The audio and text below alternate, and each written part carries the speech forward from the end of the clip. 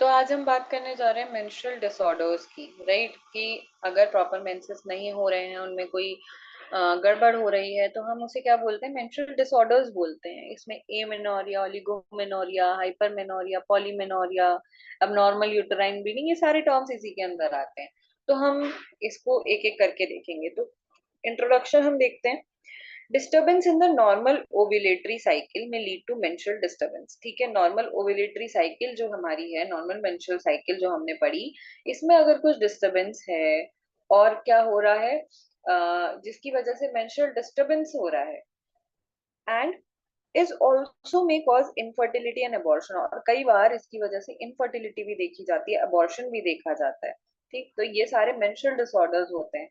Besides hormone disturbance, menstrual irregularity may also result from pathological conditions. अब कई बार क्या होता है, कुछ पैथोलॉजिकल कंडीशंस होती हैं जिनकी वजह से मेंस्ट्रुअल डिसऑर्डर्स होते हैं, राइट? जैसे कि क्या हो सकता है? फाइब्रोमायोमा हो सकता है, यूट्रस का एडिनोमायोसिस हो सकता है, एंड सर्वाइकल लीजन्स हो सकते हैं। ठीक, तो जिनकी वजह से मेंस्ट्रुअल डिसऑर्डर्स देखे जाते हैं। ये नेक्स्ट पैराग्राफ गलत टाइप हो गया। तो only treatment of these disorders would be helpful in prevention of anaemia, infertility, complications and maintenance of good health by preventing heavy blood loss. The commonest type of menstrual irregularity is menorrhagia.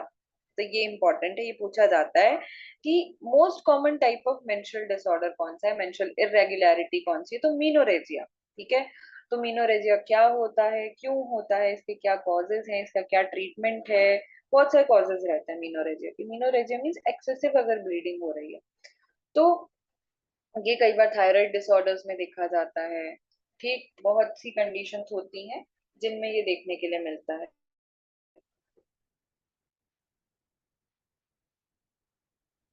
आगे चलते हैं। तो menstrual disorders में सबसे पहला हम disorder देखने जा रहे हैं, एमेनोरिया।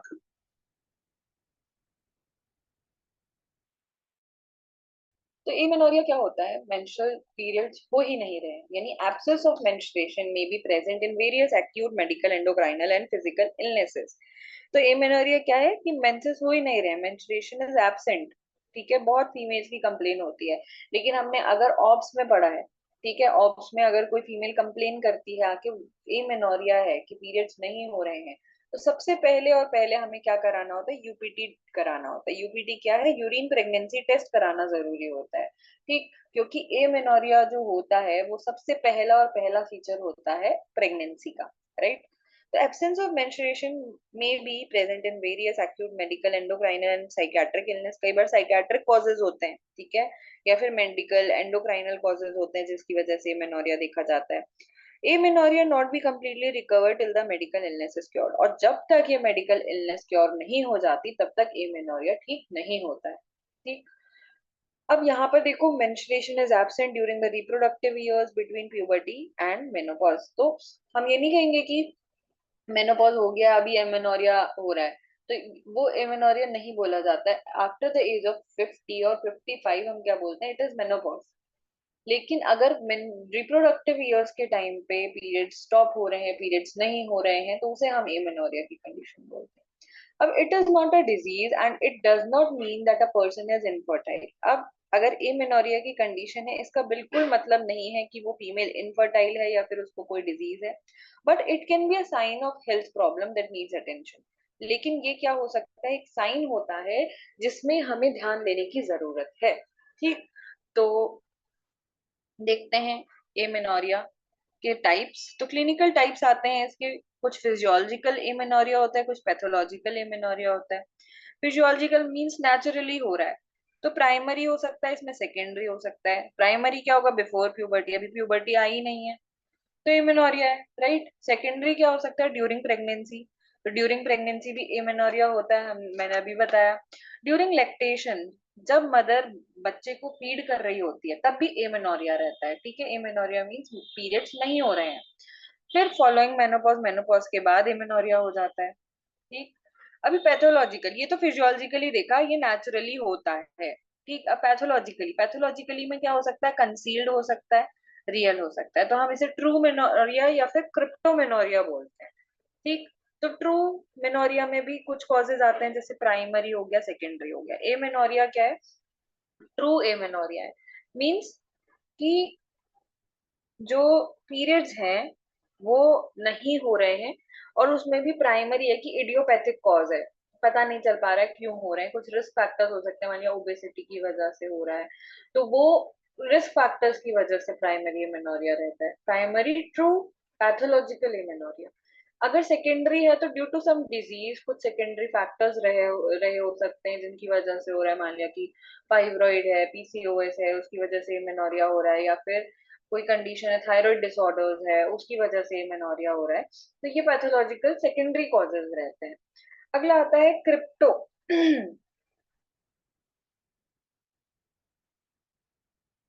तो क्रिप्टो क्या होता है? क्रिप्टो का मतलब भी होता है कंसील्ड, कि छुपा हुआ।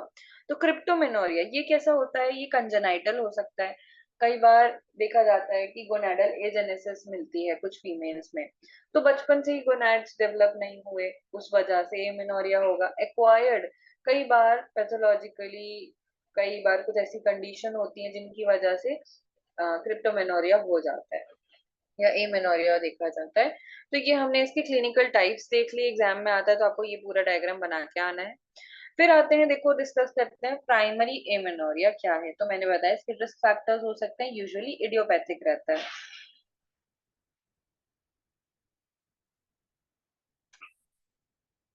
तो इसमें क्या होता है, when a female has not attend menarche at the age of 14 years, तो प्राइमरी एमेनोरिया हम किसे बोलेंगे? किसी डिजीज की वजह से नहीं हो रहा है, स्टार्टिंग की कंडीशन में जब प्यूबर्टी आ गई, मान लिया 14 ईयर्स की फीमेल है और उसको अभी तक मेंसेस नहीं हुए हैं, तब हम उसे क्या बोलते हैं? प्राइमरी एमेनोरिया बोला जाता है।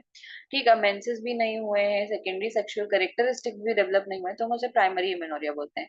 या फिर क्या होता है, ये दूसरी डेफिनेशन ये कहती है कि 16 ईयर की फीमेल हो गई है, सेकेंडरी सेक्सुअल कैरेक्टरिस्टिक्स आ रहे हैं, ठीक है, ब्रेस्ट डेवलपमेंट हो रहा है, और बाकी जो प्यूबिक हेयर हैं, अंडर आर्म्स में हेयर हैं, वो डेवलप हो रहे हैं, बाकी चेंजेस भी हो रहे हैं बॉडी में, बट मेनार्की नहीं हुआ, ठीक है, पीरियड स्टार्ट नहीं हुए, तो हम उसे भी क्या बोलते हैं? प्राइमरी एमेनोरिया बोला जाता है। तो देखो यहाँ पर भी यही चीज लिखी है।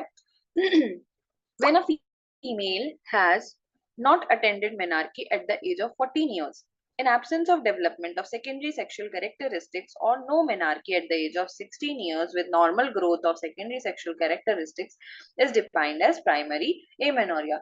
तो वही चीज कि 14 साल तक अगर ना तो पीरियड्स आए, ना तो सेकेंडरी सेक्सुअल कैरेक्टरिस्टिक डेवलप हुए, और दूसरा 16 इयर्स की एज में पीरियड्स नहीं आए but secondary sexual characteristics develop हो गए, तो हम उसे क्या बोलेंगे?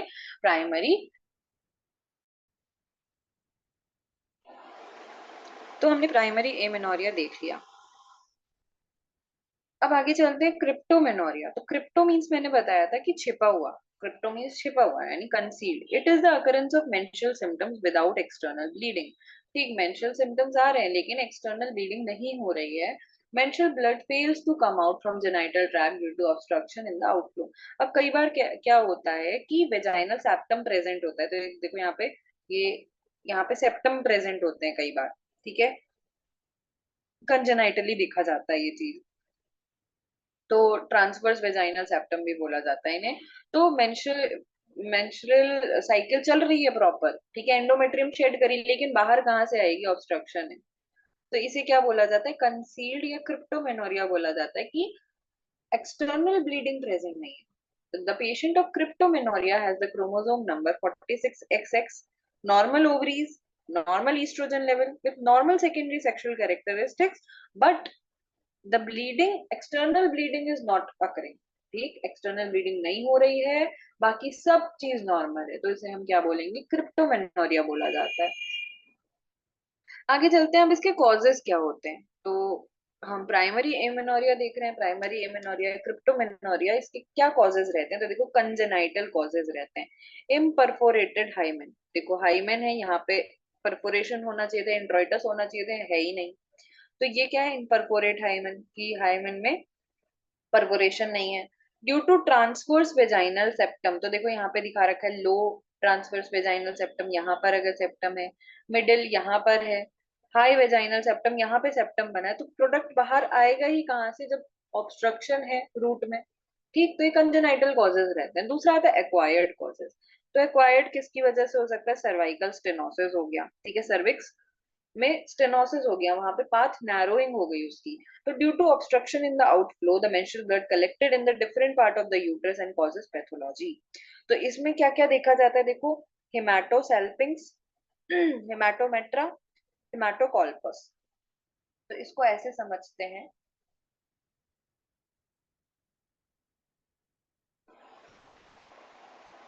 तो देखो, अगर पहले इसको क्लियर कर लेते हैं। अगर जो ब्लड है, ब्लड कलेक्ट हो रहा है वेजाइना में, ठीक है, ब्लड कलेक्ट हो गया वेजाइना में, और यहाँ पे क्या है, कुछ ऑब्स्ट्रक्शन है, मान लिया ट्रांसवर्स वेजाइनल सेप्टम ही है, तो हम इस कंडीशन को क्या बोलते हैं? हिमाटो कॉल्पस बोला जाता है, हिमाटो कॉल्पस बोला जाता है। ठीक, अभी ये हमने देखा कि वेजाइना में इकट्ठा हुआ है ब्लड। दूसरा आता है हिमाटोमेट्रा। अगर जो ब्लड है वो यूट्रस में इकट्ठा हो गया है, ठीक, तो इसे क्या बोला जाता है? हिमाटोमेट्रा बोला जाता है, हिमाटोमेट्रा बोला जाता है। और साल्पिंग्स हमें पता है, साल्पिंग्स बोलते हैं फैलोपियन ट्यूब को। अगर फैलोपियन ट्यूब तक ब्लड इकट्ठा हो गया तो इसे क्या बोला जाता है? हिमाटो सेल्पिंग्स बोला जाता है। ठीक, तो ये तीन कंडीशन हो सकती है कि ब्लड इकट्ठा हो रहा है ना, क्योंकि ऑब्स्ट्रक्शन है, तो इसीलिए हम इसको क्या बोलते हैं? हिमाटोकॉल्पस, हिमाटोमेट्रा, हिमाटो सेल्पिंग्स, ये कंडीशन देखी जाती है। तो ये पैथोलॉजिकल कंडीशन है, कॉजेज है कुछ हमने देखे जो कि प्राइमरी एमेनोरिया के कॉजेज थे। अभी सिम्टम्स क्या आएंगे, तो देखो यहाँ पे दिखा भी रखा है, ब्लाइंड वेजाइना विथ हिमाटोकॉल्पस, हिमाटोमेट्रा, यूट्रस में हिमाटोसेल्पिंग्स अगर फेलोपियन ट्यूब में इकट्ठा हो गया। सिम्टम्स क्या आएंगे? Cyclical lower abdominal pain. अब यूट्रस तो कॉन्ट्रैक्ट कर रहा है, बट नीचे क्या ऑब्स्ट्रक्शन है, तो ब्लीडिंग नहीं हो रही है लेकिन कॉन्ट्रैक्शंस हो रहे हैं, तो उस वजह से एब्डोमिनल पेन देखा जाएगा, और हर साइकिल में देखा जाएगा क्योंकि यूट्रस तो ट्राई कर रहा है निकालने की। पेशेंट कंप्लेन्स यूरिनरी सिम्टम्स, और कई बार यूरिनरी सिम्टम्स पेशेंट कंप्लेन करता है। तो देखो, मैंने पहले भी बता रखा है, BUR। आगे एंटीरियरली क्या है? ब्लेडर है, फिर क्या है? यूट्रस है, फिर क्या है? रेक्टम है। तो यूट्रस ब्लेडर के ऊपर रेस्ट करता है, तो ब्लेडर के सिम्टम्स भी आते हैं इसी वजह से, तो इसीलिए यूरिनरी सिम्टम्स भी आते हैं। ठीक, अब हमें डायग्नोसिस कैसे बनानी है? तो patient looks normal with normal secondary sexual characteristic. तो इसमें क्या दिखेगा? पेशेंट नॉर्मल दिखेगी, प्राइमरी एमेनोरिया की बात चल रही है। पेशेंट नॉर्मल दिखेगी, नॉर्मल सेकेंडरी सेक्सुअल कैरेक्टरिस्टिक आएंगे। इंस्पेक्शन अगर करते हैं हम बल्वा का, after separating लेबिया bluish bulging hymen दिखेगी। ठीक, तो ब्लूइश बल्जिंग हाइमेन दिखेगी, ये इंपॉर्टेंट है feature. When obstruction higher up, do per rectal examination. अगर ऑब्स्ट्रक्शन बहुत ज्यादा है तो हमें क्या करना है? रेक्टल एग्जामिनेशन करना है, यूट्रस को चेक करना है कि यूट्रस है या नहीं है। Hematocolpos can be felt anterior to the rectum. और हिमाटोकॉल्पस मैंने बताया था कि अगर वेजाइना में ब्लड सर्कुलेट हो गया है, इकट्ठा हो गया है, तो वो हमें रेक्टम के एंटीरियरली प्रेजेंट होगा। तो वही चीज BUR, ब्लेडर, यूट्रस, रेक्टम, तो रेक्टम के ऊपर फील होगा। On percussion dull sound in lower abdomen. ठीक है, अगर हम परकस करके देखते हैं फिंगर से तो हमें डल साउंड मिलेगी, क्योंकि वहां पे फ्लूइड है, इकट्ठा है, ब्लड इकट्ठा है। ठीक है, वेजाइना कैसी मिलेगी? डिस्टेंडेड मिलेगी, क्योंकि ब्लड इकट्ठा हो गया है। इसी हम क्या बोल रहे थे? हिमाटोकॉल्पस बोल रहे थे, राइट? तो ये फीचर्स देखे जाते हैं। अब हम इसका मैनेजमेंट कैसे कर सकते हैं? तो मैनेजमेंट सर्जिकल इंटरवेंशन रहता है, क्योंकि ऑब्स्ट्रक्शन है, राइट? तो ऑब्स्ट्रक्शन का सही सही मैनेजमेंट क्या? इंसिजन कर दो। अगर इनपरफोरेटेड हाइमेन है तो उसमें क्या करो? परफोरेशन कर दो इंसिजन करके। Should be done to remove obstruction, obstruction को रिमूव करो किसी तरह। Obstruction of the vagina would require excision of the septum. अगर वेजाइना में ऑब्स्ट्रक्शन है तो हमें सेप्टम का एक्सीजन करना होगा। और making a passage after that skin graft और amnion graft may have to be used. ठीक, तो हम पहले हमने क्या किया? एक्सीजन करा, ठीक, स्किन में पैसेज क्रिएट करा, उसके बाद हमने ग्राफ्टिंग कर दी कि जो टीयर हुआ है वहां पे रिपेयर भी कर दिया। फिर करते हैं हम dilatation of cervix and stenosis. अगर स्टेनोसिस की कंडीशन है कि पाथ पाथ नैरो हो गया है, तो उस कंडीशन में हमें क्या करना होता है? डायलिटेशन करना होता है सर्विक्स का।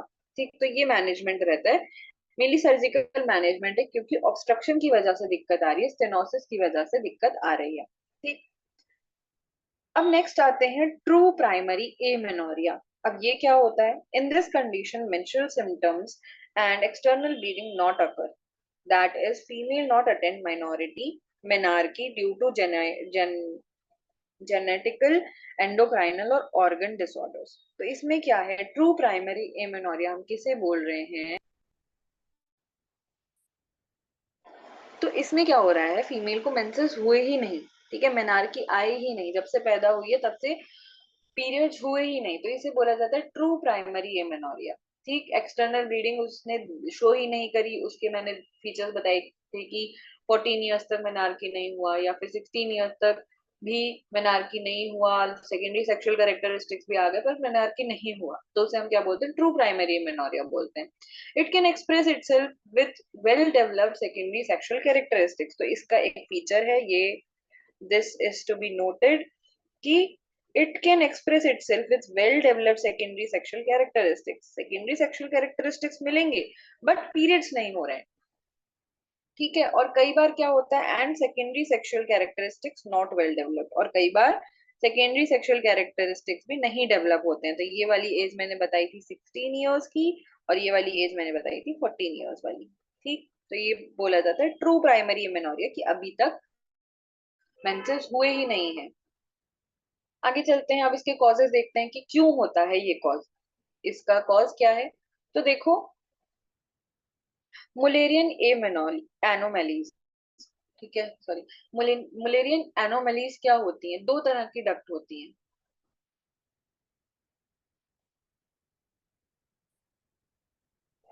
तो एक होती है मुलेरियन डक्ट, एक होती है वोल्फियन डक्ट, ठीक है। जो during the time of foetal development क्या होता है, देखो यहाँ पे दिखा रखी है, एक वोल्फियन डक्ट है ब्लू कलर से, एक मुलेरियन डक्ट है रेड कलर से।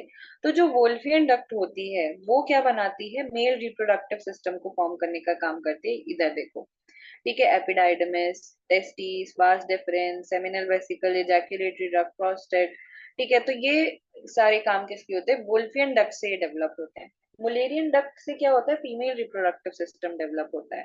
तो ये तो बात रही एम्ब्रियोलॉजी की। अब क्या होता है, मुलेरियन एनोमलीज का क्या मतलब है, सॉरी, कि जो मुलेरियन डक्ट है उसके फॉर्मेशन में, उसके आगे, जब आगे वो डेवलप कर रही है, फीमेल रिप्रोडक्टिव सिस्टम बना रही है, उसमें कोई डिफॉर्मिटी हो गई, तो उसकी वजह से ये ट्रू प्राइमरी एमेनोरिया देखा जाता है। Next, gonadal dysgenesis, example Turner syndrome. तो टर्नर सिंड्रोम में हमें पता है कैरियोटाइप कितना रहता है, 45X रहता है, ठीक। तो उस केस में गोनेडल डिसजेनेसिस देखा जाता है कि गोनैड्स प्रॉपर्ली डेवलप नहीं हुए। डिसऑर्डर्स ऑफ पिट्यूटरी देखा जाता है, example neoplasia, hypopituitary state, Simmonds disease. Simmonds disease में क्या होता है कि जो पिट्यूटरी होती है उसके हार्मोन्स नहीं प्रॉपर रिलीज होते हैं, पिट्यूटरी हाइपोट्रोफी, सॉरी, डिस्ट्रॉफी भी देखी जाती है कई बार। डिसऑर्डर्स ऑफ सीएनएस, काल्मन सिंड्रोम देखा जाता है, काल्मन सिंड्रोम में भी जो सेक्सुअल हार्मोन्स होते हैं वो प्रॉपरली सिक्रीट नहीं होते हैं। डिसफंक्शन ऑफ थायराइड देखा जाता है, जुवेनाइल डायबिटीज देखी जाती है, माल न्यूट्रिशन, एनीमिया, ये सारे कॉजेज रहते हैं जिस वजह से एमेनोरिया हो सकता है। आगे चलते हैं, डायग्नोसिस हमें कैसे बनानी है, तो हम पर रेक्टल एग्जामिनेशन करा सकते हैं, यूएसजी करा सकते हैं, कैरियोटाइपिंग करा सकते हैं, हार्मोन प्रोफाइल ऐसे करा सकते हैं। If secondary sexual characters are not developed then diagnosis is clinical, ठीक। अब अगर सेकेंडरी सेक्सुअल कैरेक्टरिस्टिक भी नहीं आ रहे हैं तो हम क्लिनिकली डायग्नोस करते हैं,